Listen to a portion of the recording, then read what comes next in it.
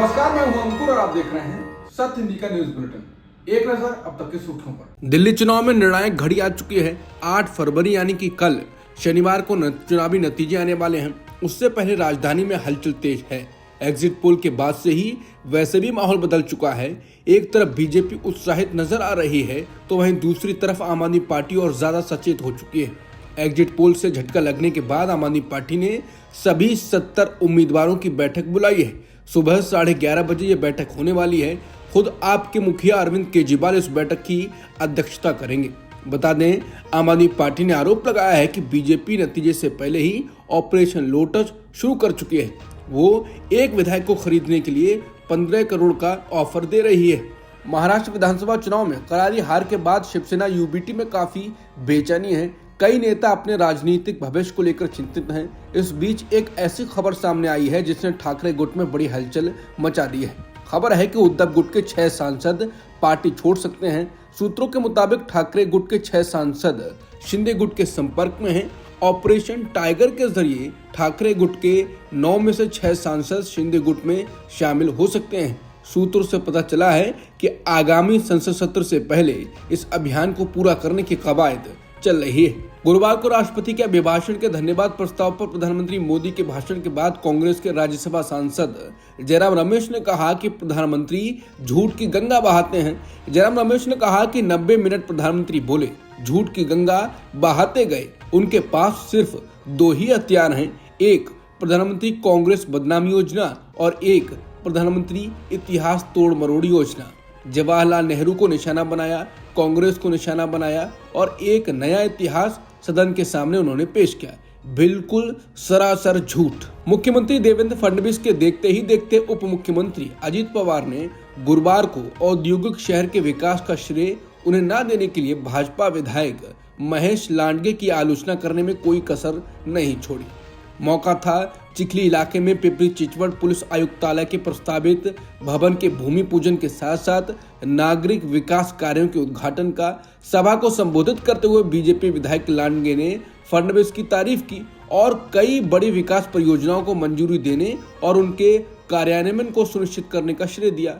लांडगे ने कहा कि मुख्यमंत्री के रूप में अपने पहले कार्यकाल के दौरान और बाद में भी देवेंद्र फडणवीस ने पिंपरी चिचवड़ के विकास में महत्वपूर्ण भूमिका निभाई है।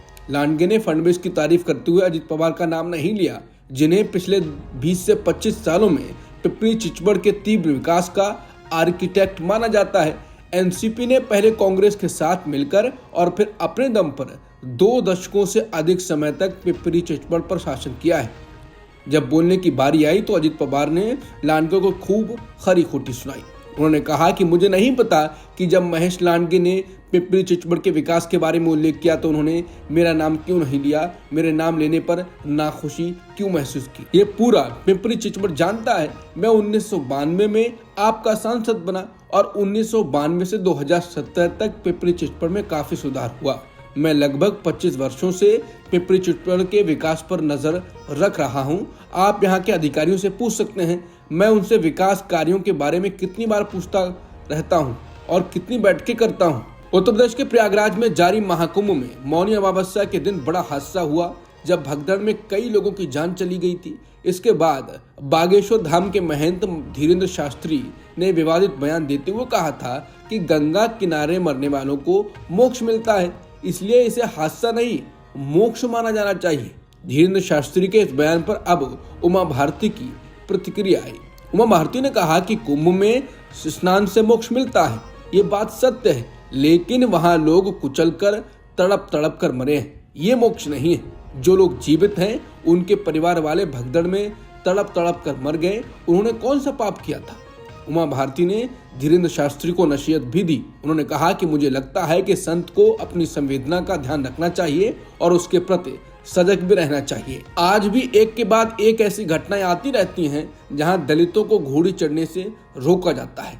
अब खबर गुजरात के अहमदाबाद से आई है, जहां दलित दूल्हा घोड़ी चढ़ सके इसलिए 145 पुलिस वाले बाराती बने।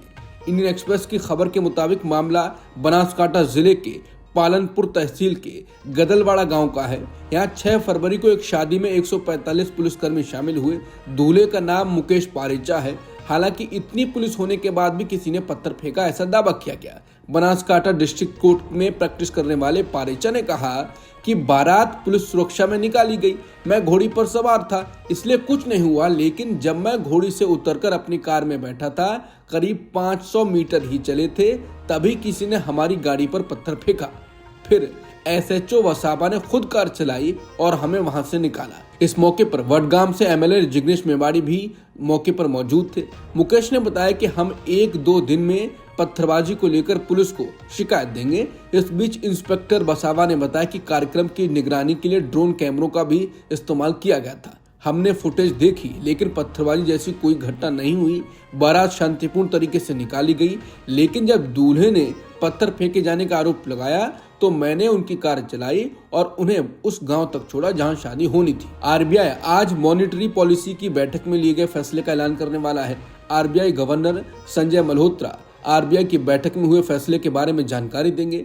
माना जा रहा है कि इस बार रेपो रेट में कटौती की जा सकती है। ये कटौती 25 से 50 बेसिस पॉइंट की हो सकती है। हालांकि इससे पहले ही शेयर बाजार में गिरावट देखी जा रही है। पंजाब की एक अदालत ने कथित धोखाधड़ी के एक मामले में बॉलीवुड अभिनेता सोनू सूद के खिलाफ गिरफ्तारी वारंट जारी किया है। लुधियाना न्यायिक मजिस्ट्रेट रमनप्रीत कौर ने वारंट जारी किया।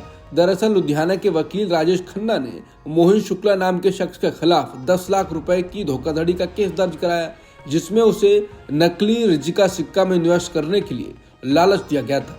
पीड़ित पक्ष की तरफ से दायर की गई शिकायत में कई गंभीर आरोप लगाए गए हैं। इसी केस के सिलसिले में सोनू सूद को गवाही देनी थी, जिसके लिए कोर्ट ने कई बार समन जारी किए, लेकिन सोनू सूद नहीं पहुंचे। इसके बाद गिरफ्तारी वारंट जारी किया गया है। अगली सुनवाई 10 फरवरी को होनी है। अमेरिका के राष्ट्रपति डोनाल्ड ट्रंप ने गुरुवार को एक और एग्जीक्यूटिव ऑर्डर पर हस्ताक्षर किए। ये ऑर्डर ट्रांसजेंडर महिलाओं को वुमेन स्पोर्ट्स में मुकाबला करने से रोकता है। रिपब्लिकन नेताओं का कहना है ये आदेश खेलों में निष्पक्षता को बहाल करने वाला है, जबकि एलजीबीटी के समर्थकों और मानवाधिकार संगठनों ने इस कदम को भेदभावपूर्ण बताया है। ट्रंप ने social media platform truth social पर इस बारे में जानकारी दी। उन्होंने लिखा, ये हमारे देश की लड़कियों और महिलाओं के लिए बड़ा दिन है। अमेरिका के राष्ट्रपति ट्रंप ने एक एग्जीक्यूटिव ऑर्डर पर हस्ताक्षर किए हैं। इसके तहत इंटरनेशनल क्रिमिनल कोर्ट के खिलाफ प्रतिबंध लगाए गए हैं। दरअसल इंटरनेशनल क्रिमिनल कोर्ट पर अमेरिका और उसके सहयोगी इजराइल के खिलाफ अनुचित और आधारहीन कार्रवाई करने का आरोप लगाया गया है। इस आदेश के तहत आईसीसी के अधिकारियों और उनके परिवार के अलावा अदालत की जांच में सहयोग करने वाले व्यक्ति के खिलाफ आर्थिक और वीजा प्रतिबंध लगाए गए हैं। इजराइल के प्रधानमंत्री बेन्यामिन नेतन्याहू की वॉशिंगटन यात्रा के दौरान ट्रंप ने इस आदेश पर हस्ताक्षर किए। अब तक की खबरों में इतना ही। बाकी खबरों के लिए बने रहिए सत्यहिंदी.com के साथ।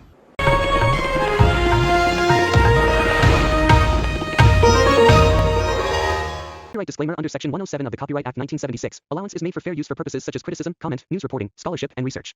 Fair use is a use permitted by copyright statute that might otherwise be infringing.